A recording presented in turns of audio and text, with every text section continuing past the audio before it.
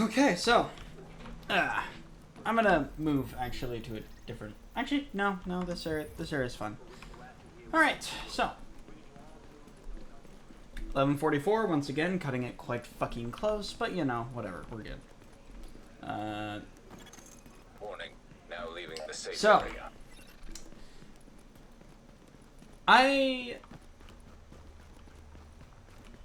once again don't really know what to talk about. I have no idea.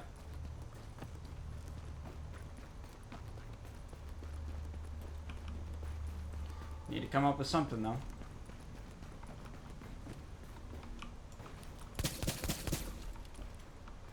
Okay, no alarm on that one.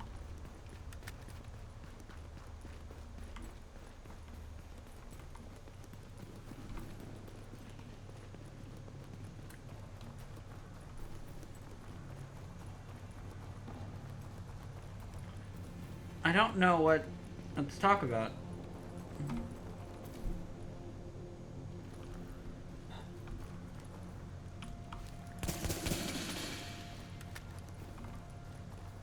I genuinely, I don't know.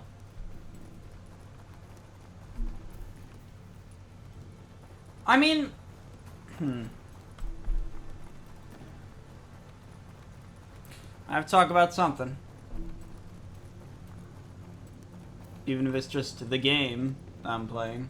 Right, yeah, I wanted to talk about that last time. So, this game, for those of you who don't know, which is probably most of you, if you're me watching this, which you should be, then you do know what it is, because you've played it, and you have a lot of fun playing it. And depending on what time you're watching this, how far in the future you are,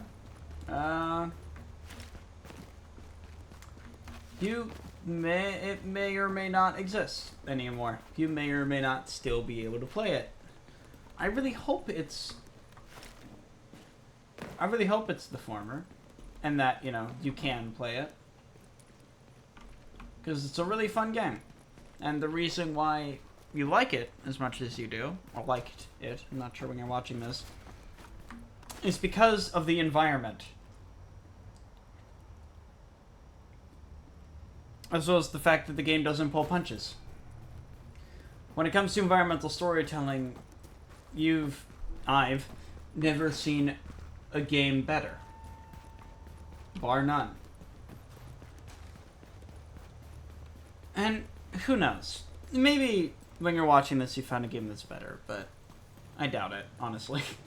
And for now, I want to talk about this one.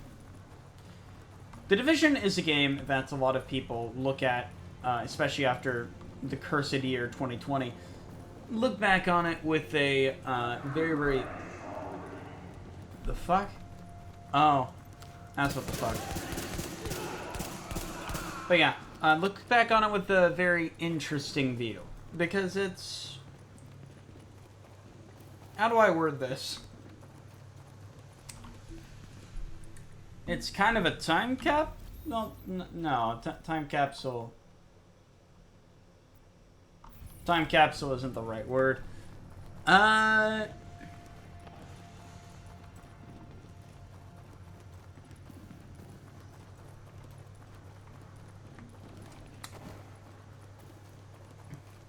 Comparison, I guess? Because this game takes place after a massive virus. Oh no. Hit New York, and thanks to New York being, you know, very, very mobile, and you know, people flying around, because the main thing I like about this game is the time period of it. You can tell the time it hit, not just because of the snow, but because of other things. Let me see if I can find an example of the other thing.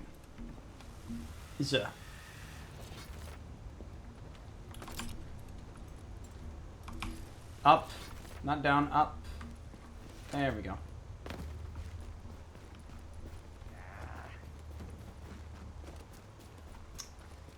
Just looking for it, but... For a bit of context, this game, the virus was released on banknotes, aka dollar bills, on Black Friday. And this game takes place 2 to 3 weeks after it. So look at the trees. This was supposed to be a time of happiness, a time of cheer,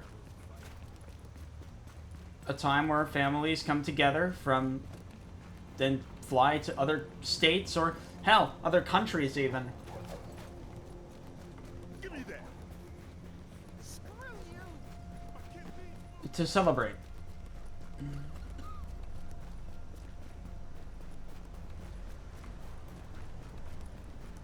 But tragedies can happen. Agent, we have a report of some Rikers on the rampage. I don't want to inconvenience you in any way at all because you are a very important person. But if you could shut that down, that would just be so impressive. You know what? Fuck it. But yeah, the game takes place essentially during Christmas. And the thing I like about it is that it doesn't pull its punches. You can tell that it took place during Christmas because their Christmas decorations still hanging from trees, as you can see.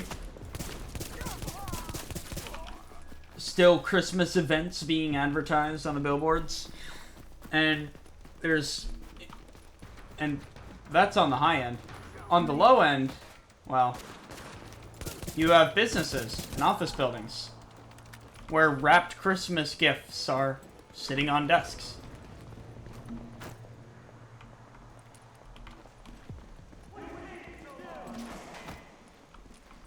Because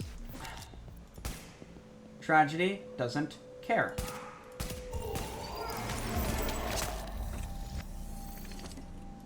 Tragedy doesn't care what happened, what was going on the day of the tragedy. It doesn't care. It doesn't give a single fuck what your plans were for Christmas. Tragedy can happen anywhere, at any time. But tragedy is tragedy.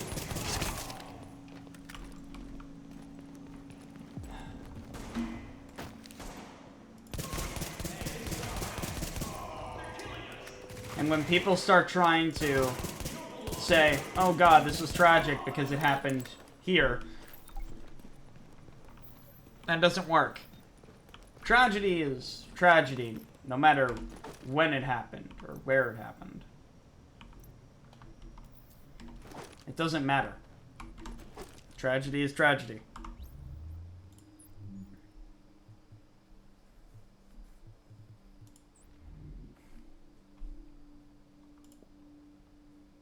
And it genuinely sucks that people don't realize that.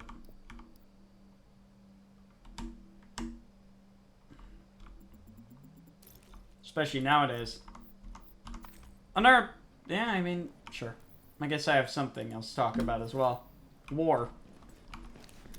This isn't going to be talking about politics. This is going to be talking about war as a whole. Because war is hell. This is well known. Incredibly well known. And obvious. No one says that war is a good thing, unless they make money from war. And even then, they say publicly it's not. War is hell.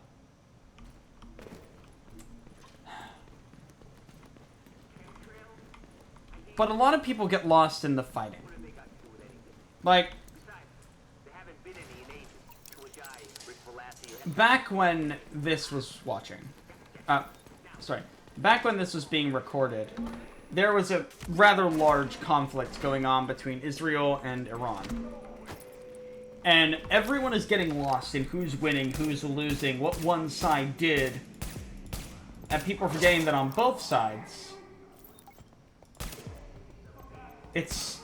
there are civilians that are being hurt. It doesn't matter the number. What matters is that innocents are being hurt for a battle that they didn't choose to fight. They didn't want to be a part of. I have a friend that is Iranian. He's okay now. I mean, of course, you did that in record time. Not that there was ever a question in my mind. I mean, you wake up in the morning and just think, how cool it is that you're you. Over and out. I like Kelly. He's cool. He's chill. Oh, dear. But yeah, it's... I have a friend that's Iranian. And I didn't know that he was Iranian until he suddenly made a post on his Discord server mentioning that he's gonna be MIA for a while. And might not come back at all because of the banks being hacked in his country and wars and bombings. And I wasn't sure if he was Israeli or Iranian, but, you know. He's a kid. He didn't ask for this. He didn't choose this. And people need to stop acting like just because you live in a certain country, you are okay with and accept what that country is doing out of your control. For example, I'm American. I'm not an immigrant. I'm a native. Well, I'm not a Native American, but I was born here.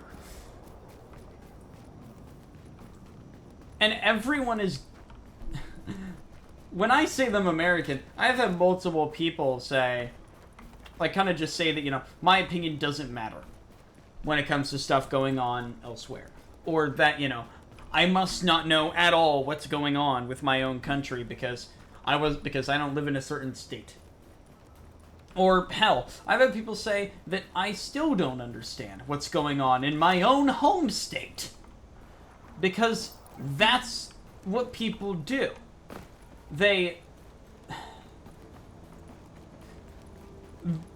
Dunning-Kruger syndrome, I believe is what it's called, is when you know nothing but act like you know everything.